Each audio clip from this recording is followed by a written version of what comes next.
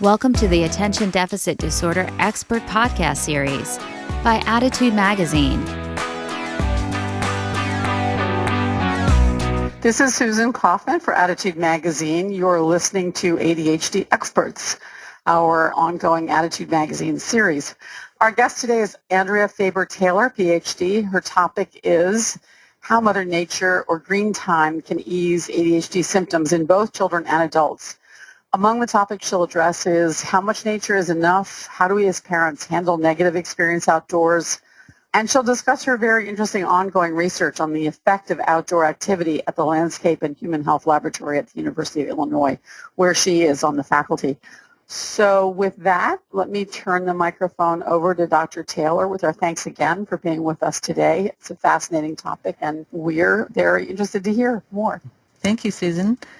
Good afternoon, everyone. This is Andrea Faber Taylor. I'm very happy to be here today, and I enjoy sharing this topic with you, and I look forward to your questions and your comments. It should be an interesting conversation, I hope. So, Go Green is the title, How Mother Nature Can Ease Your Child's Symptoms. Just a little about me, if you're wondering. I am a researcher. I've been studying for about 20 years now children's environments and their behavior, and the relationship between those two. I work at the Landscape and Human Health Laboratory here at the University of Illinois in Champaign-Urbana. I'm also an instructor here, and I'm also a parent, so I can relate to a lot of the issues that parents deal with. I've heard a lot of parent stories over the years in focus groups and through other forms of communication, and I can relate for sure. So one take-home message I really want you to take away from this is that I want everyone listening, whether you're a parent or not, or whether you have ADHD or not, to just be conscious of your setting. And I think that I bring this up because in general I think people are unaware of how our surroundings really affect our functioning. It makes a difference. So keep that in mind. In my research, I've been looking at children's physical environments. There's a lot of research on children's social environments and concern about that, and it's important, but what about their physical environment, and are those environments actually supporting their development? It's relatively recent that people have been looking at children's school environments, home environments, and how to make those not only safe but more supportive. So, just to really help you with this, I want you to remember the languishing bean seed. And I know everyone can relate to this. I wish I could see your faces right now, or show of hands, but how many people as a child were given somewhere, at school, at church, at 4-H, Boy Scouts, Girl Scouts, the little styrofoam cup full of soil and a bean seed? And you poked the seed down in the cup, and you watered it, and you were so excited. And you took it home and you showed your parents, and you couldn't wait to see what it did. You knew something exciting was going to happen, and then what did you do with it? You put it in your bedroom, which is nice and dark, no sunlight, maybe very, very little, and you forgot to water it. And then a few weeks later you remembered, oh yeah, how did that go? And that's as you can see what happens. And wow, it didn't do so well. It's stretched towards the light, it's wilting. It's pretty pathetic. It's not thriving. And, oh, the horror. What happened? Why does it look so weak? Well, it's because its physical environment was less than supportive. And I think this just is a good visual reminder that children might be kind of like that. They keep growing no matter what, whether we're supporting them or not. But are they thriving? So, for example, in my research, I'm asking, what if children don't play outdoors? What if they don't have time in natural settings? Does that matter? I think we assume it does not matter, but maybe it does matter. And so we're going to look a little bit at that research today. In our work with children with ADHD, we've been asking, could contact with nature support attention in children with ADHD? And you might be wondering, well, why would we even think that there would be a connection there, nature and attention? That doesn't really seem logical. But actually there's a really interesting theory, and if you'd advance, thank you, behind this. We've based all our research on attention restoration theory by Stephen Kaplan. And in that theory, one of the important components is that we need to frequently restore our attention from fatigue. And, okay, what does that mean? Well, likely everyone who's listening right now is at least partially attentionally fatigued much of the time. Uh, Much of our lives requires that we exert attentional control. You know what this is. You have to direct your attention. You have to stay on task, tune out distractions, not act impulsively, and all of this takes effort and fatigues with use. We're forcing ourselves to stay focused and get things done.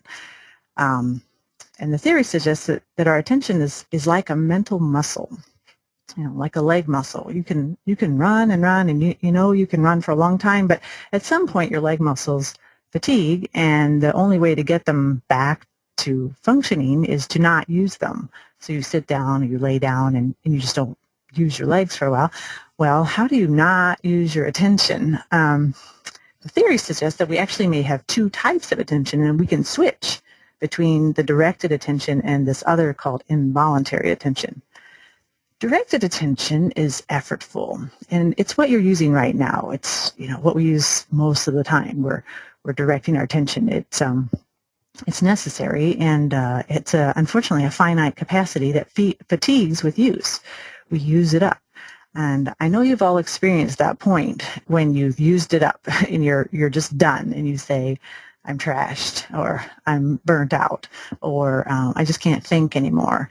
And when you get to that point, when your directed attention is fatigued, you're impulsive, you're irritable, you make bad choices, you really can't think very well. You definitely can't think long-term or big picture. You're just kind of limping along and trying to get through it. So that's attentional fatigue. Now, on the other hand, the theory suggests we have this other capacity called involuntary attention, and it's really easy. And we can switch to involuntary attention, and certain conditions help us to engage our involuntary attention and therefore rest or not use our directed attention.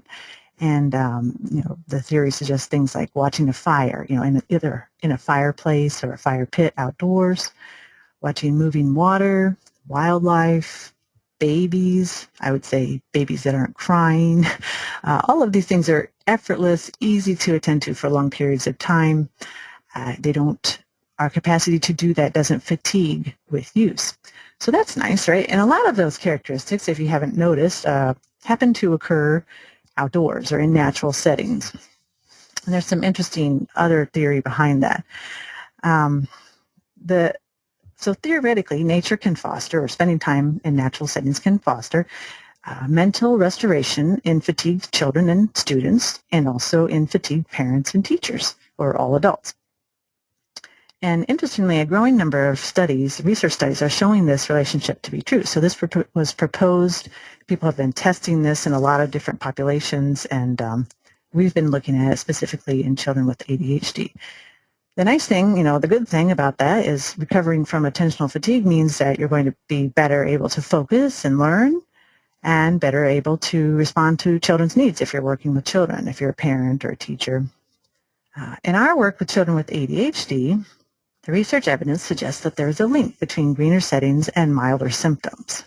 For example, we've done a number of studies, and one finding that we've seen in two different studies, one study was conducted in the Midwestern United States, the other one was nationwide, is this link between activities conducted in green settings, outdoor settings, and reduced ADHD symptoms. Basically, we asked about a variety of leisure activities that children do, and we asked parents to rate them in terms of how their child's symptoms were immediately after the activity. And we talked about, when your child does this activity outdoors in a very green setting, we defined what we meant. What are their symptoms like afterward? Same as usual, a little bit worse, much worse, a little better, much better, and so forth. We also asked about activities done indoors and activities done outdoors in a more built environment, less green, more built, and found over and over that there was a significant relationship between activities that were done in green settings and reduced, leaving the child in better shape than activities done either outdoors in a built environment or indoors. And that was interesting because that suggests it's not just about being outdoors, because the outdoors in a built environment didn't leave them in better shape than being indoors. And sometimes people ask about that, like, well, maybe it's just fresh air or the sunshine. And our work and other people's work keeps suggesting it's more than that. It's not enough to be just outdoors. We also asked about where children play, where do they spend their time, and also how severe their symptoms were overall, how severe was their case of ADHD. And we found that children who typically played after school and on the weekends in greener spaces, and we had lots of different categories, were in better shape overall than children who typically played indoors or in outdoor settings, again, that were very built. So there's a relationship there. And again, this was in 2 different studies with a wide variety of children. And that was interesting, too, in that we were able to check, well, does this hold, or is this relationship true for all families of all income levels? And it is true. And it was also true regardless of where people lived, whether it was a small community, large community, different regions of the United States, and so forth. Then another study we did, we tried to pick this apart a little bit more. We've been mostly doing correlational work. We wondered about, what if we took children on controlled walks through 3 different settings and then compared their scores on the standard psychological measure of attention immediately after the walks to see, would there be a difference in how they scored. And we did find after walking in the park setting, children did on average score higher on a measure of attention than they did after walking in the neighborhood or downtown settings. And so that was an interesting finding, and again, just reinforces what we've been seeing in the other studies, is that there's something there. There's some benefit. We don't know, we measured their attention right after the walk, so we don't know how long the benefit lasts, but it is encouraging that in the survey studies, parents could comment and notice an improvement in their child's symptoms. So it must last long enough at least to be noticeable. And the most interesting and compelling findings come from the focus group work that we've done, where parents provided anecdotal evidence. Comments like, my son can fish for hours and afterwards his symptoms are hardly noticeable. Another parent commented, next slide, 2 weeks camping in a pop-up camper is just bliss. We have a great time, he's great. And that was, they were contrasting that with trying to take traditional family vacations like at theme parks and in other heavily built environments that are stimulating, that his symptoms were exacerbated and it was very difficult. So those are interesting findings. So is this true for all? The evidence, yes, it appears that the evidence that we've been seeing with children with ADHD does fit into the larger body of research that with the general population of adults and children, suggesting that there is a link between time in natural settings and improved attentional functioning. And in that body of research, there's work measures of people actually spending time in a green setting, and then also studies just looking at views, people looking out their window at work or at school, and those with a greener view also are in better shape, are functioning better in terms of attention. So be conscious of your setting because there's, increasing evidence that our physical surroundings do impact how well we are able to pay attention and function. Keep in mind that we all fatigue, not just folks with ADHD, and we need to seek out experiences that help us recover. We can't fix all the stressors that families have to endure. I mean, life is tough, but we can be sensitive to and be putting ourselves in very supportive environments. Take a break, go put yourself in a supportive environment and see if you can help yourself recover. So, what can you do with this information? You can try it. I mean, there's not going to be a one-size-fits-all dose of nature that is perfect for you or for your child, but I think if people report back that if they start trying different things, they find routines that work well for them. So find settings that are helpful, and just keep in mind that tune into the fact that your child is going to be very attentionally fatigued at certain points in the day, like right after school, and that's a good time to think about. I hear about children with ADHD; they usually have a lot of homework. They struggle to keep up during the day at school. They get home and the parents have to decide, okay, we've got a lot of work here. Should we start right away, or should you take a break? And they'll say, okay, you can take a 30-minute break before we start the homework. Well, think about where they take that 30-minute break. Should it be in the basement playing video games, or should it be in the backyard or at a neighborhood park? I think the research is starting to suggest that the park or the backyard might set them up to be in better shape to start that homework than maybe some of these indoor activities that kids typically do. I want to remind you that, free time is precious. It seems like it becomes minimized more and more, and so really being intentional about how that time gets used is important. Recognize, I think we all see this, especially parents, the default mode right now for children in our society is to go to electronics. And that is obviously taking away the time that they might be spending outdoors or in nature, or even just looking out the window at nature. So we have to work against that. Is there any downtime left? I mean, our schedules, I know my kids are overscheduled. They're in a lot of activities. Everything seems so great, but what about downtime? When can they play outdoors? When can they just be free to roam around and think and explore? We have to literally schedule it, because it's just not going to happen. But if you don't have big chunks of time, an entire afternoon, for example, it's interesting to see in our work and other people's research in the general population that even like 20 minutes of time out in green spaces appears to be productive in terms of recovery from fatigue and helping a person function. So use what you have and just see if you can make it work. Something else about the theory about what makes natural environments supportive is that compatibility of the setting seems to be an important factor. So, try to find settings. I mean, maybe not all natural settings will be helpful, but ones that are compatible with what your child wants to do is key. So, and in fact, some of our research suggests that children with hyperactivity actually benefit most from very open green spaces, and perhaps that's because they have those inclinations to large motor movements and running and jumping and things, and so it's more compatible with their needs and is better for them, helps them to recover. And I deal with this, all parents deal with this. Computer time is a lot easier to clean up than outdoor time, but is it really better for them? We have to find the balance.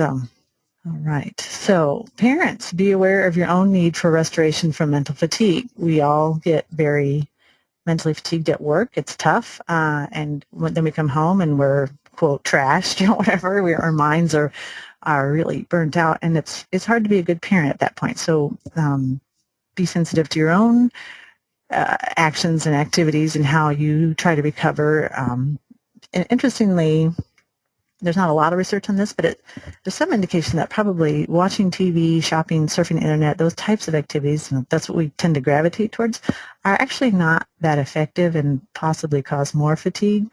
So just think about that and test it out. So what can you do? Well, choose green spaces for play and relaxation. Try to make that part of your weekly routine or daily routine. I think there's evidence that's really suggesting we need a little bit every day. Parents need contact with nature too. Take care of yourself. And parents have to be the model. I mean, I know you can't just say, kids, go outside and play, because if you're not going outside, what kind of message does that give them? So if you say, I need to walk outside, or I want to go hang out in the backyard, let's go swing on the swing set, whatever it is, they'll be more interested. You can explore together, you can look for things, you can collect things. Kids love collecting things, so let them do that. Let their little minds wander. Give them that freedom for reflective thinking, opportunities to just think and not be responding to stimuli all the time. Make sure you raise the priority in the scramble for time. There's never enough time, so make nature time a priority. Just work it in like you do ballet and piano and soccer and everything else that we try to schedule in. People often ask me, what about winter? I'm in central Illinois. We have a lot of snow right now, cold. is it effective? Because all of our research has been on green space and measuring green and foliage, and I don't think it's limited to foliage and trees and so forth. I think that the theory suggests, any natural setting is restorative. So even though we haven't tested it, yes, winter landscapes may help. Provide some props.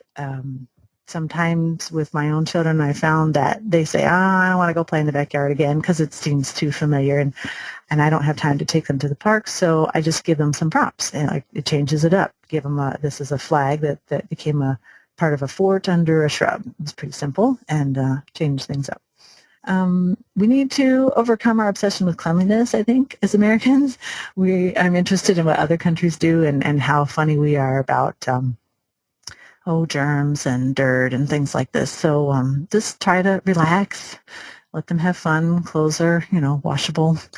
And I love the Scandinavian saying, there is no bad weather, just bad clothing. So some places in the world, they don't worry about the weather, and they don't let that keep them from getting outside and being in nature and being outdoors. So get some secondhand rubber boots and go for it.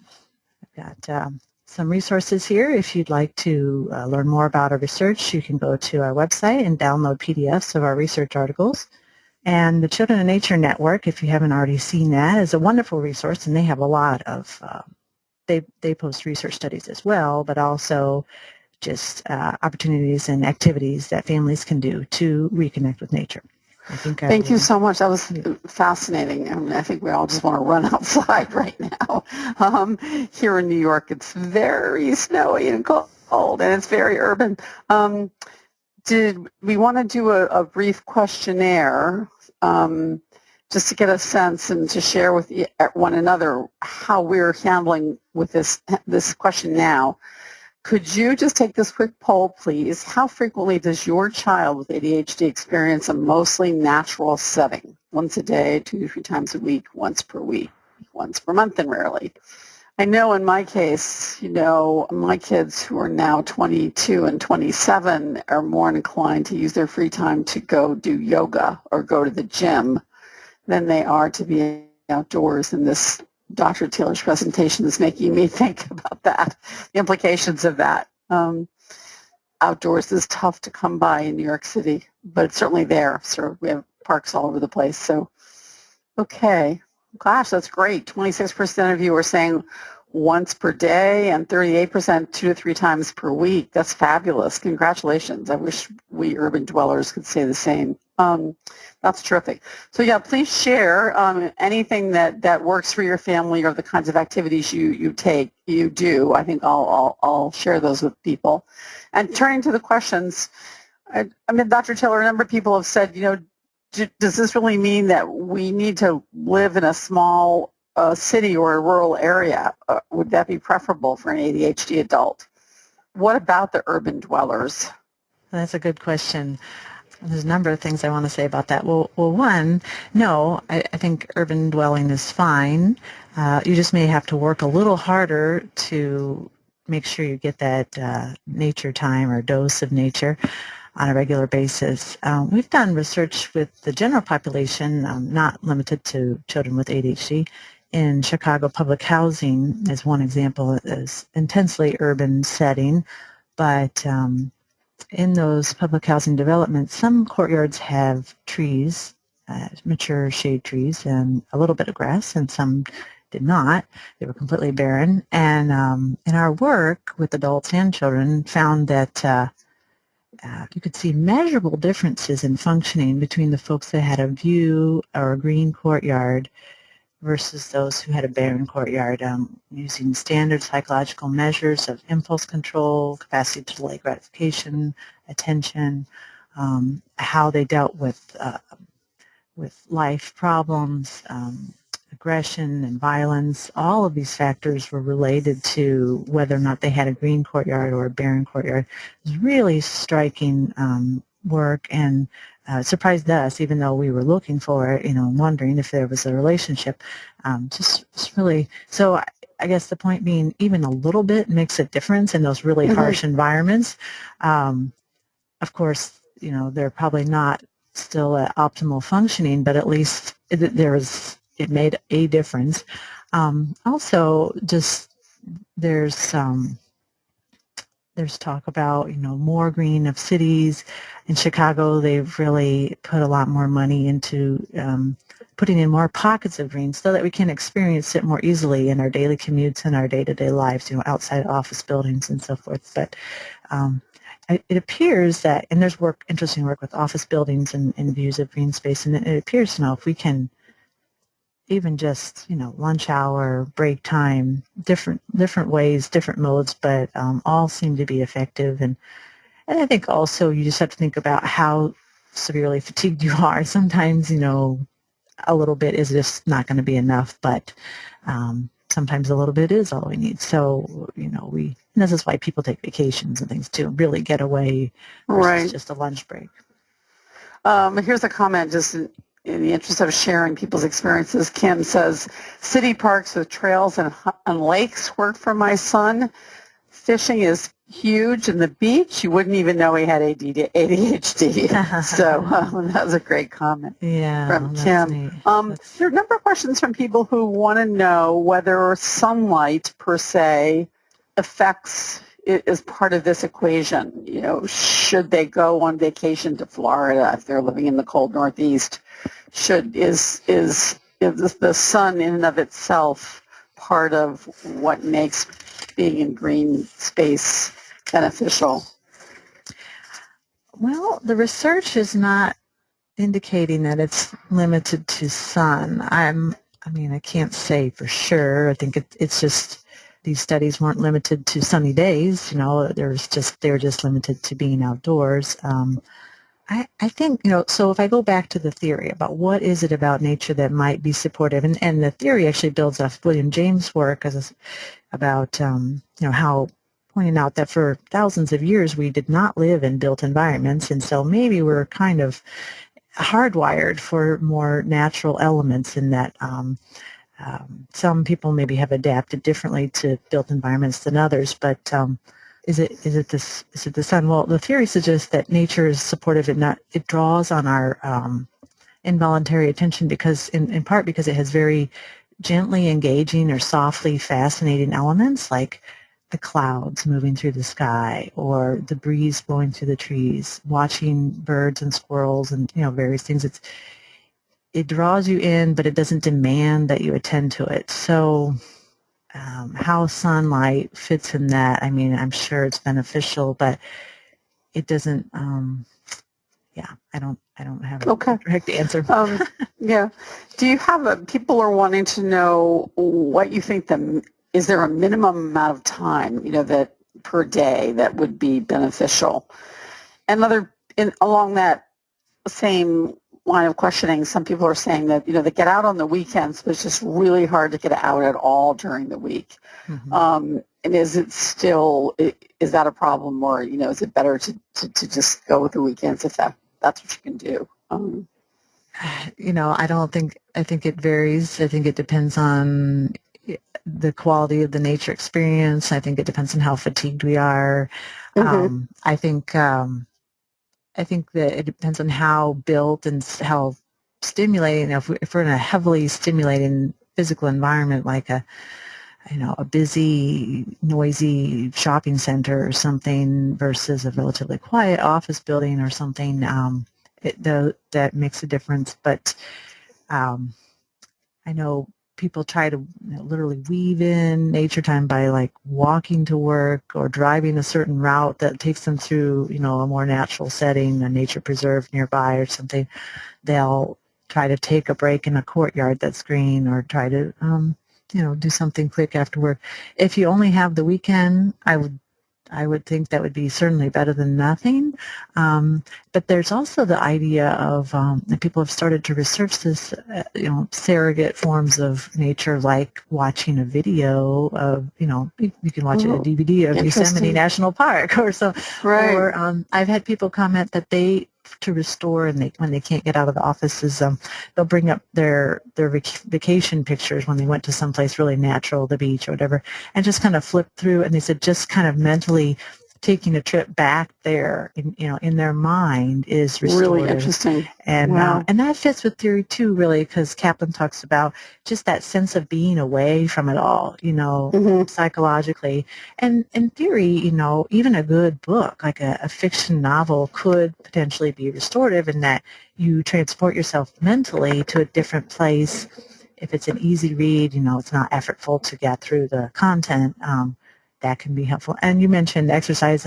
Kaplan does research the effects of meditation on, and I suppose yoga would be similar, on restoration, and showing a link there too.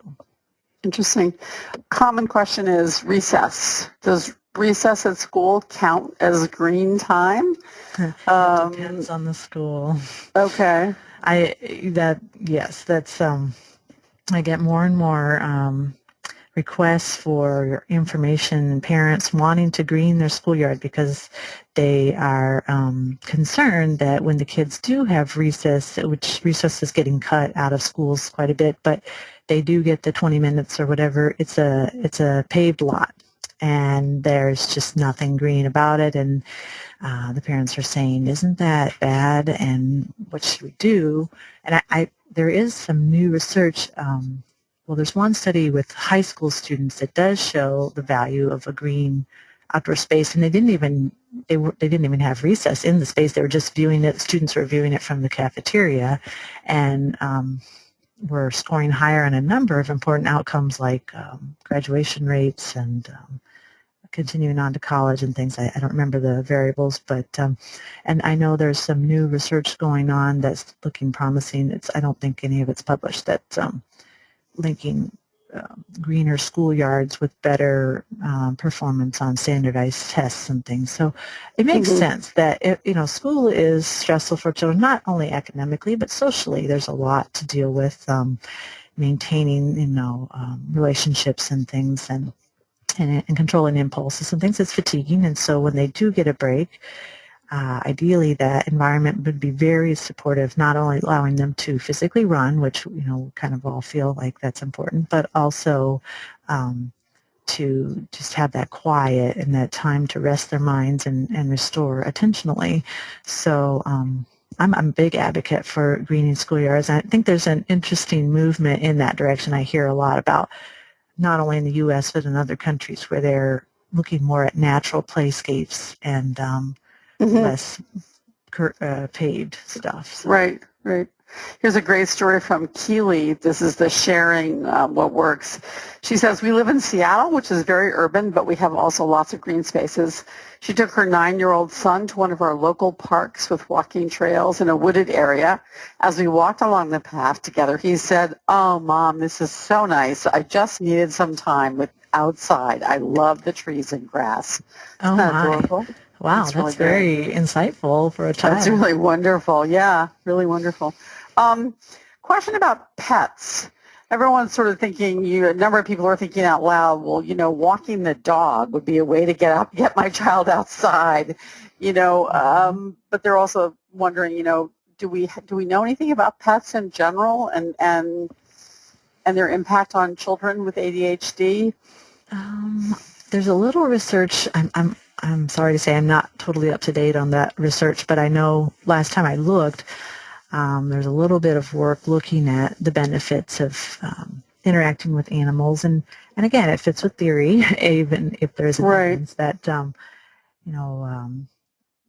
animals, so long as the child's not afraid of the animal can be gently engaging of their attention, and there's also been arguments about how pets can help a child learn social skills, learning empathy and appropriate responses to another living creature besides a human, and how pets are unconditional, like a good dog is very unconditional love, and a child feels that, and they can feel like they can be themselves. So, and then in terms of experiencing nature with a pet, I I would think that would be beneficial. I'm certainly all for any way to get your child outdoors. And I do that too. I'm like, oh, let's go check out such and such, and really I want to just go for a walk. But they just think we're going to see the whatever, and then they accidentally go for a walk in the green space. But Okay. I would say when we walk our dog, she can be so annoying, though, that I don't experience the nature is not restorative because I'm constantly redirecting her and pulling on her. So you just have to think about, is it letting you rest? Right. Well, to that point, I guess some of the questions are about, how about, do we need to structure activities outside, or is it just being out there? So, for example, someone said, should her child, be encouraged to garden or to do another specific outside activity as opposed to just, is a structured activity better, more effective than just being outdoors? That's another good question. I think a mix. Sometimes having a specific activity is good, but I think there are benefits to just following their nose too and letting the child kind of explore and see what turns up.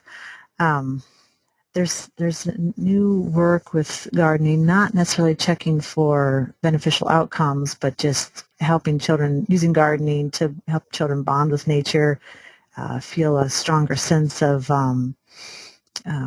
stewardship for the earth, and and there is some cool work with looking at the link between children who have a bond with nature as a child, and what their attitudes and behaviors are in terms of the environment as adults. And there is a correlation there, which makes sense that if as a child you come to really love and care about the earth, then that's going to carry over into your actions as an adult. And they talk about the importance that people express their experiences of an adult sort of guiding them in that development of a bond, whether it's through hiking activities, fishing, gardening, all of these things. It would be structured activities and help them understand and connect with. But yeah, I guess I would say a mix. Okay. All right. That's interesting. Coming back to this urban dweller, freezing cold Northeast, people are asking for a little more information about, is listening to nature music, having pictures of nature, bringing plants indoors, screensavers. I mean, these are all ideas people are throwing out. Do they have a beneficial impact, do you think, when going outside is just really hard to do? Probably a little bit. I think there's not much research on nature music. There's a little bit on screens, and that work's been more with wall murals and I think someone screen printed nature scenes on hospital room dividing curtains and so forth. And that work's been looking a little bit more at stress, reducing physiological symptoms of stress, which may be tied into, and there's kind of emerging evidence that maybe this is all related. But so I think looking at images of nature could be helpful. The research looking at the benefits of indoor plants is surprisingly mixed as far as what I've seen. Sometimes it shows a beneficial effect. Sometimes indoor plants don't show a beneficial effect. I think part of that is the methodology they use in those studies doesn't quite capture the benefits, but it could be too that, again, I wonder how much is enough. Like maybe an indoor plant, just having the plant there doesn't really give you a sense of being away. It isn't necessarily softly fascinating or have enough to it to be helpful. But maybe if you were taking care of indoor plants, and maybe if there's enough indoor plants, I know I kind of, when I need a break from my computer, I go over and kind of clean up my house plants, taking off dried leaves and watering, and I don't know, just sort of I can think about something else while I'm looking at them and messing with them, and it's a break. And so I guess that's my personal experience. But as far as research, I can't point to any really good quality research. I mean, I know this next question isn't really your area of expertise. You're not a behavioralist, but I'll give it to you anyway. I'm sure you hear it. Quote, my husband and I love to take walks in nature, but our ADHD son, age 11, hates it. He fights it, doesn't want to go, and usually afterwards he's much better, but the fight is terrible. And similarly, others have posted along the same lines that their child's addicted to computer games and they just can't. It's really hard to get them outside at all. So do you have any comments on how to confront this resistance to outdoor activity? I can't point to research, but just my own observations and stories people tell me. I think figuring out what will catch their attention and get them out there instead of it just being a command. I mean, it's not going to be restorative probably if you're commanding. Although I will point out in that one city, we took them on forced marches basically, and it still helped. We're like, you can't talk, you have to stick right with us. This is the route we're going, and it still worked. But I think that.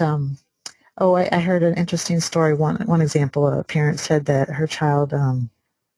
Had a natural fascination with praying mantis, so they borrowed books from the library, and he studied about praying mantis, and then he found one in the backyard, and so then he was just obsessed with going out to the yard every day and looking for them, and so that was his hook that got him out the door, was that one topic. So I guess I would encourage people to just kind of explore. I mean, sometimes maybe initially it has to be required. You must go outside and I'll go with you. And then hopefully eventually something will catch their attention that will make it more addictive, and they'll want to go on their own. Right. Yeah, there's so many questions here. What strategies to get an adolescent outside? My son refuses to walk the dog, whatever. I guess, those are just, Or maybe requiring, a counterbalance. Every 30 minutes on the computer has to have 30 minutes outdoors or something. I don't know. Yeah, most of our other speakers on these issues have basically said, it's tough to hear, but you're the parent, you've got to set the rules. I think it's a lot easier said than done, as you know, as a parent. But that is often what we hear. What about team sports? This has certainly been the experience with my own children, that team sports really help, and exercise really helps them manage their symptoms and schoolwork. But here's a person who says, my 17-year-old son tells me he can manage school and homework much better during soccer season. He's just calmer and more focused. Is the activity out in the green, or the exercise, whatever it is, it definitely helps him. So, and others have asked about swimming, swim teams, yoga. How does sports fit into this idea of restoring the attention, the ability to attend? We see soccer come up quite a bit too. Just in part of our research, we've been asking open-ended questions about what activities leave your child in better shape, and soccer does come up quite a bit. Perhaps because it is an open green space, and usually those soccer fields are surrounded by trees or something a little more natural also. And I know there's, I don't know the literature very well, but I know there's a growing body of studies looking at how physical activity is linked with the brain and how we function and pay attention. So it makes sense, I think, that especially some of these activities where the motions are repetitive, like swimming and things, it sort of frees the mind to do reflective thinking, and Kaplan talks about the importance of having room in our minds for reflective thought, analyzing the past, thinking about the future, not just being forced to respond to what's right in front of us, the immediate, but take a step back. And so I know I actually swim for exercise, and I could do a lot of good thinking staring at the bottom of the pool.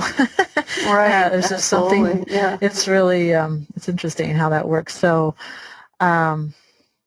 Yeah, Well, that's neat to hear people sharing that's helpful. Yeah, yeah. Well, on that note, let me just say that as a New Yorker, I'm remembering, this conversation is making me remember when my daughter was in elementary school, she went to skate outdoors every Friday. We had a group of parents, and the kids skated outdoors every Friday, and it was hugely popular, and they were outdoors in the coldest of weathers, and they all had a great time, and I think it was extremely restorative. So, That's skating a great can example, too, of an outdoor activity that it was drawing the kids to it. No one was making them go. No, they loved it. So they really did. Here's someone who says, we call community snow fights to get all the kids involved afterwards and then sledding. So that's great. Yeah, I think, winter, to your point about the clothes, you just have to embrace it if you can. Right. And not be out for as long of a period, but just to get little bits. Some other interesting work for teens is they like hideouts and hangouts, sports, tents, and fostering a little sense of getaway, outdoors might help. Do you have any experience with the Waldorf schools?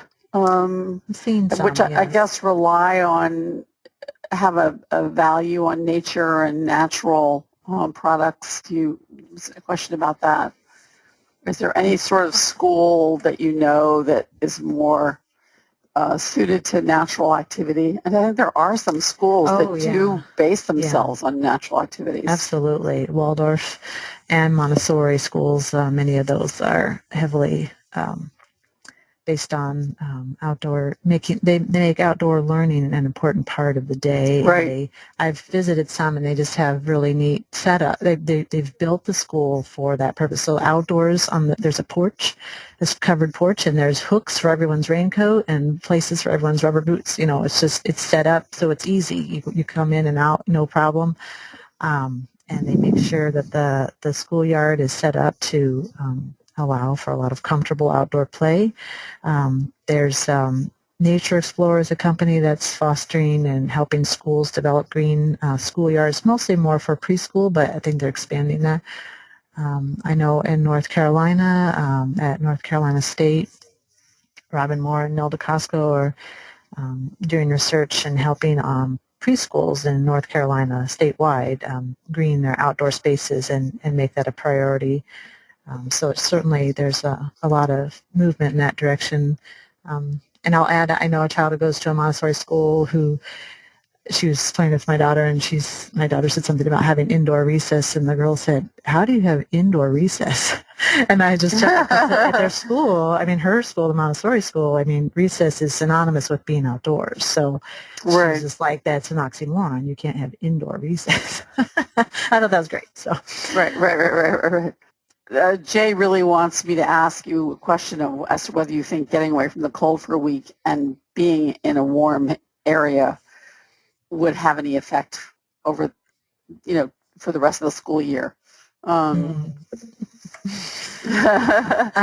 need to go to the beach for a week. We all want that. I can't point to any research on that, but it does seem like it would be, I guess if we go back to the idea of compatibility, it's easier to really engage with nature when you're comfortable, and if it's really cold, it's harder to spend some quality time outdoors. So, and then the question is, well, how long, would a week be enough to coast through the rest of the semester? I don't know.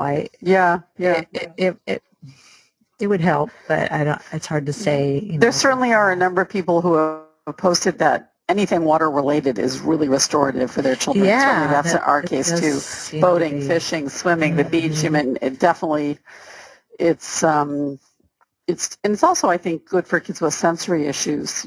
So I'm sure it's good.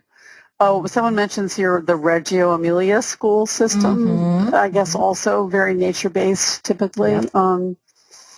There's some great anecdotes here.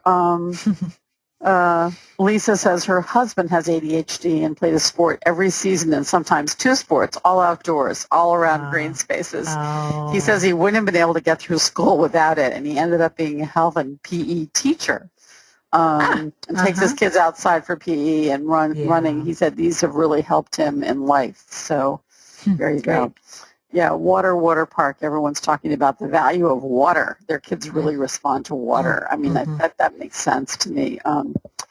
Here's an interesting question. Does the effectiveness of mental restoration for ADHDers vary with the time of day? Is there any thought on day versus night? That's a good question. We haven't tested for that. Let's see. I'm trying to think about.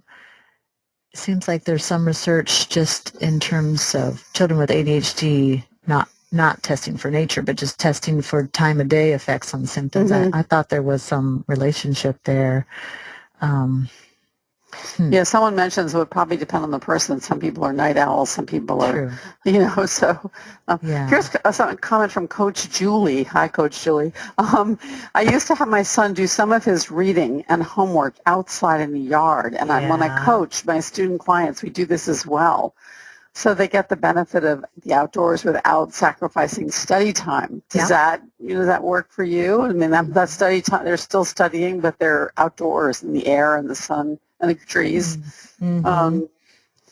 Yeah, I think that there's definitely something. And that was one of the activities we asked parents about, as far as effectiveness for reducing symptoms was reading outdoors in a green space, and that was rated as leaving their child in better shape afterwards. A porch or any little tree house if they can get out.